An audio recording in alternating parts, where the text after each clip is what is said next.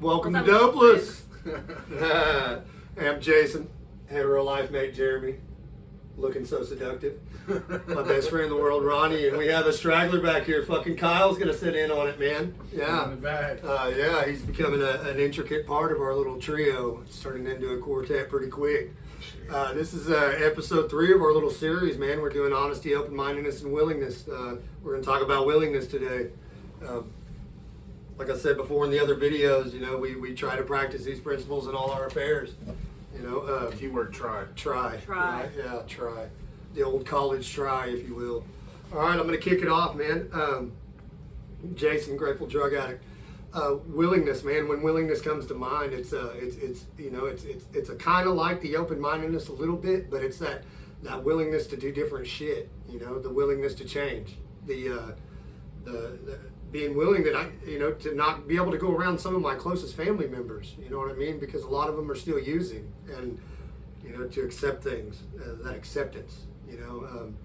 They say in desperation, you know, you turn to whatever higher power is going to lead you to wherever you need to be, whatever your focus needs to be in, and that willingness to put all your faith into something, to have faith in something, you know what I mean? I kind of spoke on it a little bit the other night that I didn't think that I could go the rest of my life without sticking a needle in my arm or ripping somebody off or getting over on somebody, you know what I mean?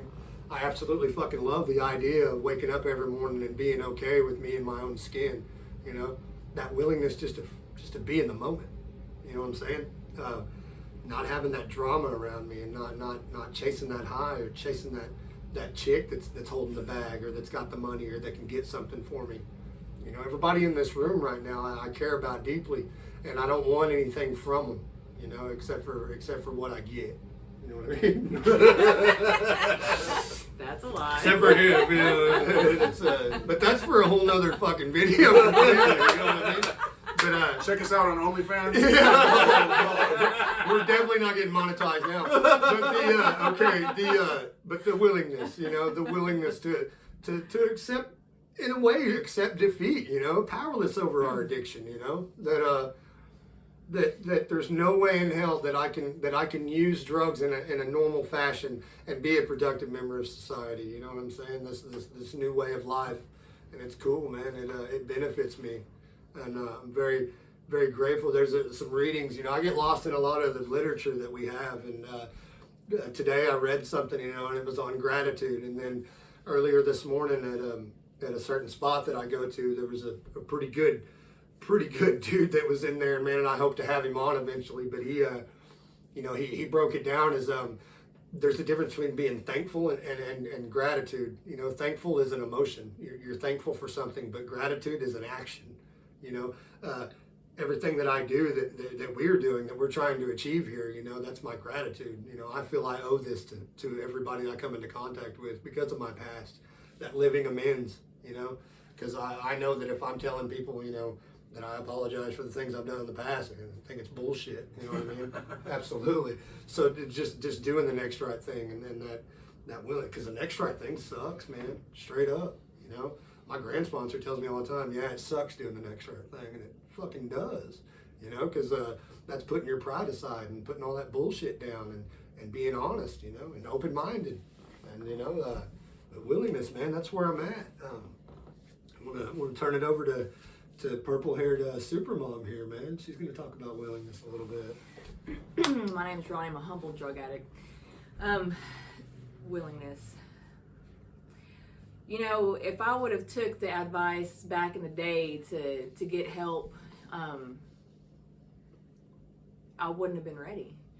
I'm willing to accept the fact that it's not on my terms, it's on God's terms. And I'm dealing with some things today that it's a struggle. Out of love, I have to.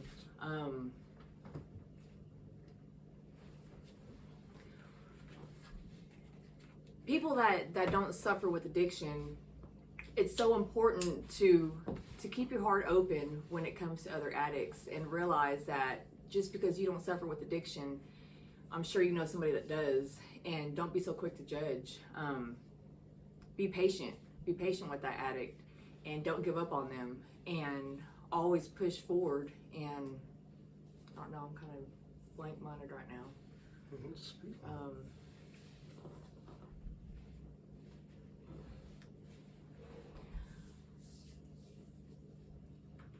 My daughter went to jail last night. The only reason I'm saying that right now is because it's on mobile patrol and this town talks.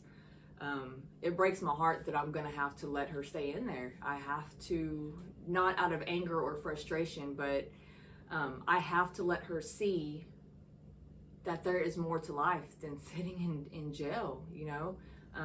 It's hard for me to let her struggle like that, because I want nothing more as her mom to be there for her and to go save her and to get her out. But at the same time, I've been dealing with, you know, with her behavior, and she's gonna hate me when she sees this.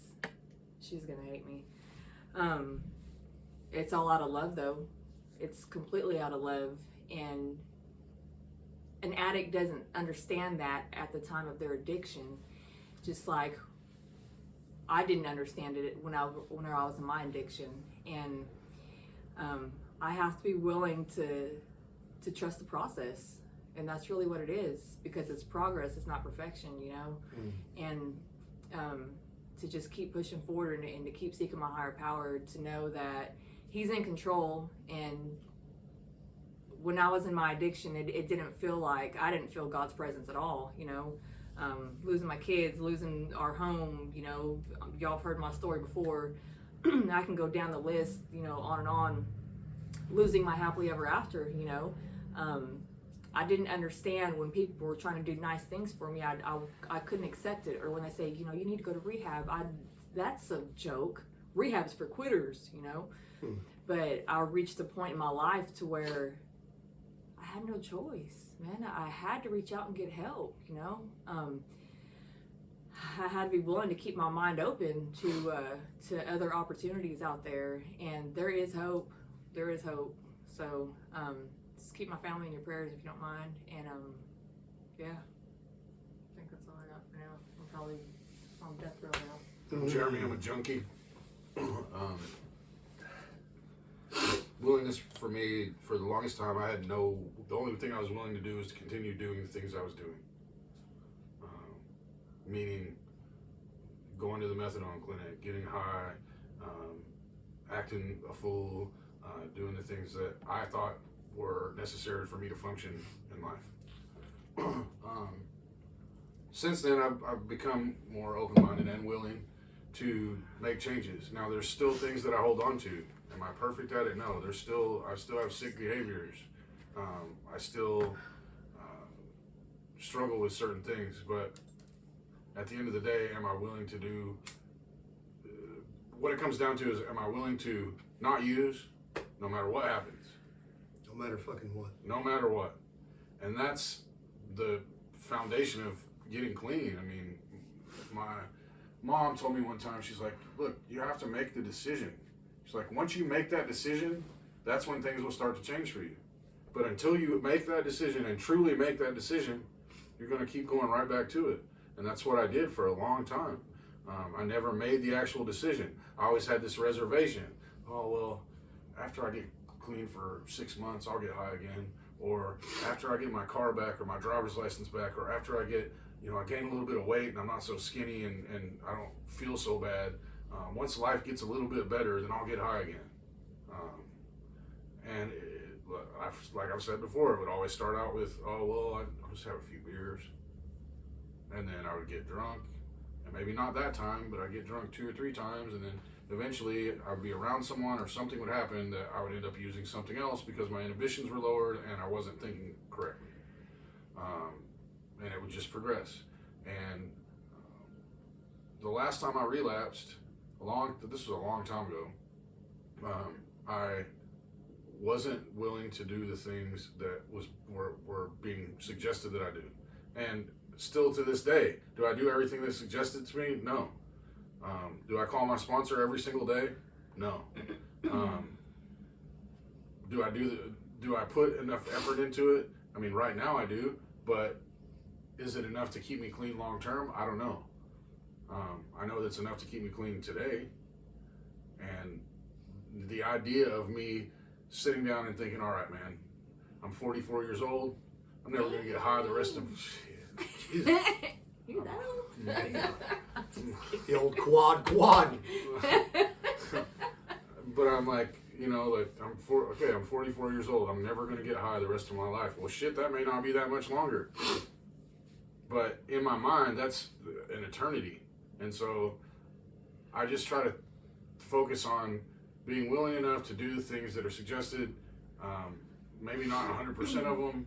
I try to be of service when I can and help other addicts. Do I do it every day? No. Do I go to meetings every day? No. Do I listen to everything my sponsor tells me? No.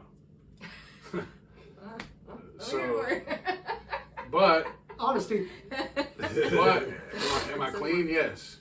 Have I changed some of my thinking? Yes. Do I dwell in my past and constantly talk about war stories and what I used to do? Not as much as I used to, because I'm not interested in what was there.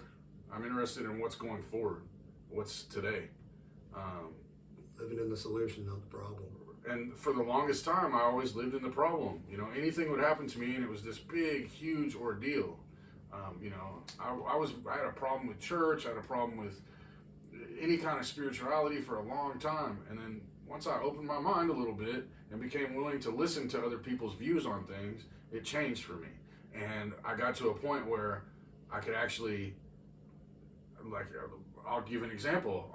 I hadn't spent Thanksgiving with my family and enjoyed it in a long time. I spent one a few years ago. My ex-wife was there. It was really uncomfortable the entire time. We left after like 45 minutes. It just wasn't, and that was the first Thanksgiving I'd been home in a long time. And this year, I went to my mom's house, and I had my entire family there. And my mom said, let's go around the table and talk about the things that we're thankful for.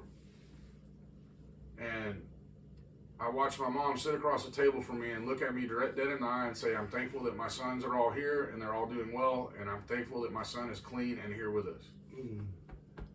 And we went around the table, and I got to my dad, and my dad said, I'm thankful that I get to get up every morning and go to work with my son, and that he's here, and that they're all helped, you know, that we've all helped each other, and that we're all close. And I swear I've never felt anything like it. I felt like God was in the room with us. Everybody was in tears, but it wasn't like, oh, poor me, I'm sad. You know, everybody was so happy that they were crying, which doesn't take much to make me cry. I'm kind of a bitch, but that doesn't make you a bitch. It's just a sign of feelings, and feelings are okay. So Right. I'm good enough. I'm smart enough. Gosh darn it, people like me. But Yeah.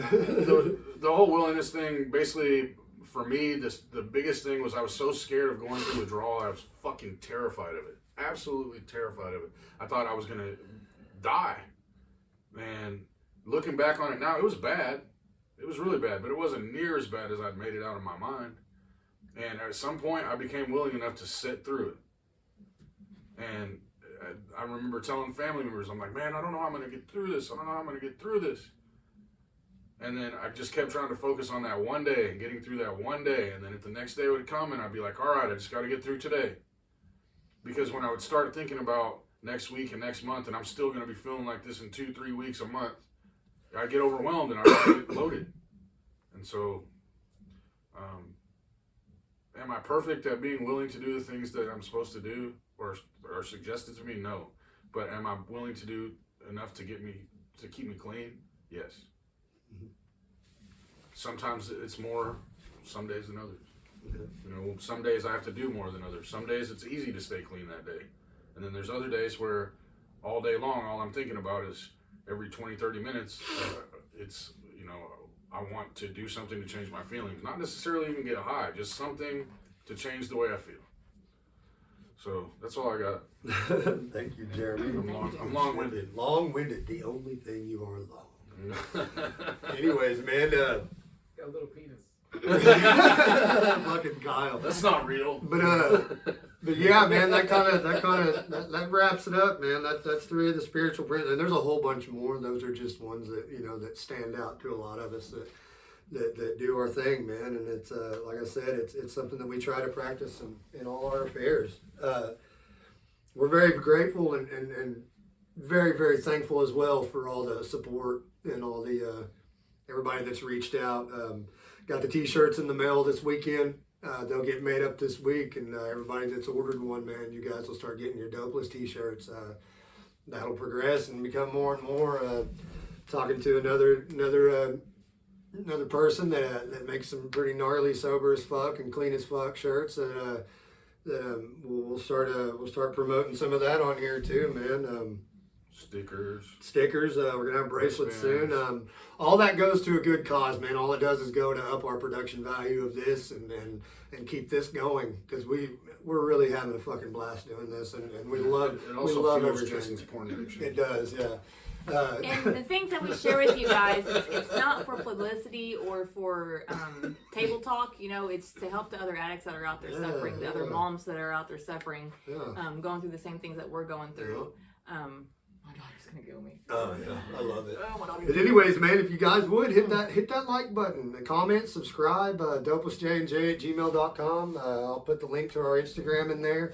We got you know about our group there on Facebook, man. Like us on Facebook, Dopeless Hope Fiends, man. DHF for life. I think our next video sometime, probably next week sometime, we might have somebody on, or we might pick up another topic or something, man. It's getting good though. Please give us suggestions on stuff. Suggestions. Yeah, absolutely, man. And everybody that we come into contact with and that we are in recovery with and that's in our community, man, you guys are all going to be on here at one time or another. I promise you. And so get ready. You know what I mean? when you are called upon to come to one of our little humble abodes to put your face all over the internet, man. I think is that good? We good? We good? All right, man. Hey, we appreciate everything. Kyle, you good? Yeah. Hey, man, we love you. We love you. You're not alone. Reach out. Get help. We got all kinds of resources, man, for real. You know where we're at, man. We're all over social media. Get at us. Until next time. Palabra. Roll up. Later.